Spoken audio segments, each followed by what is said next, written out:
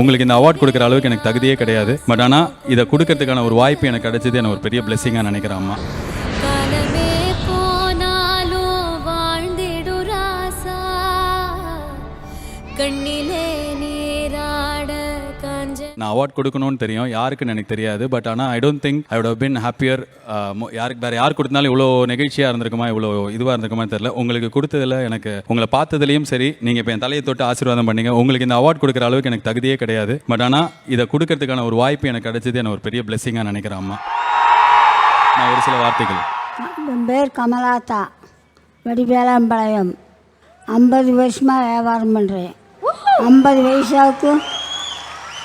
வயசாக கொடுத்துட்டு இருந்தேன். அப்புறம் இந்த 15 வருஷமாக ₹1 கொடுக்குறேன்.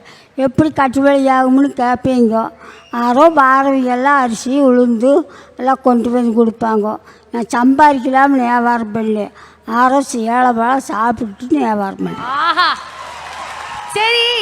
50 பைசாலேருந்து ₹1 தான் மாற்றிருக்கீங்கல்ல.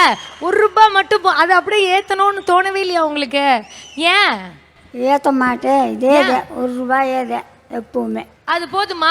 அப்படியே அதே போதுக்கண்ணா, சம்பாதிக்க தேவையில்லை. எல்லாம் சாப்பிட்டு நல்லா இருக்கட்டும். சாப்பிட்டு நல்லா இருந்தா போதும். இதுதான் உங்களுக்கு வாழ்க்கையில பண்ணணும்னு எப்பவுமே ஆசையோ?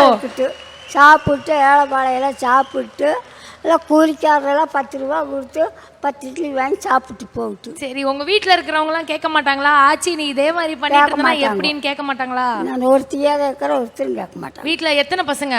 ஒரே பையன். ஒரே பையன் தான் இருக்கிறேன். பையனா? பையன் எதுவுமே கேட்டதே இல்லையா? அம்மா நீ சும்மா இருமா, நீ இந்த மாதிரி டார்ச்சர் பண்ணாதமா? கேட்க மாட்டாங்க. நான் வரேன், எனக்கு இட்லி தரீங்களா? 5 குண்டா சாப்பிடுவேன். 6 வந்தாலும் கொடுப்பேன், காசும் கேட்க மாட்டேன். அவங்க கொடுத்தாத்தான் வாங்குவேன்.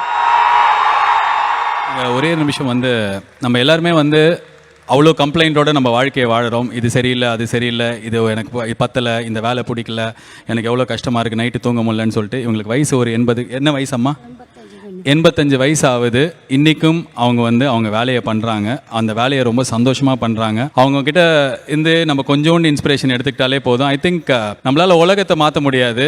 நம்மளால் இந்தியாவையோ பாகிஸ்தானையோ ஸ்ரீலங்காவை நவர்த்தி வைக்கிறதோ அதெல்லாம் பண்ண முடியாது. பட் நம்மளை சுற்றி இருக்கிற ஒரு 10 பேரோட லைஃப்பில் அந்த ஒரே ஒரு இட்லி பண்ணுற டிஃப்ரென்ஸ் நம்மளால் கொடுக்க முடியும் அப்படின்னா I think we will have a better world tomorrow.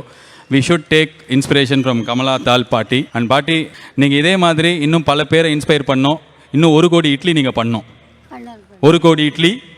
Okay, பண்ணிட்டே இருப்பேன். நாங்கள் கடவுளை வேண்டிக்கிறோம். அதுக்கு நான் காலமாக வரைக்கும் பண்ணிட்டே இருப்பேன். லீவ்லாம் கிடையாதா? லீவ் இல்லை, தினமுமா? தினமும் இருக்கும். அப்ப என்ன சினிமாக்கு போனோம், எங்கேயாவது வெளியே போக மாட்டேன். சினிமாவுக்கெல்லாம் போக மாட்டேன். அதெல்லாம் போக மாட்டீங்க?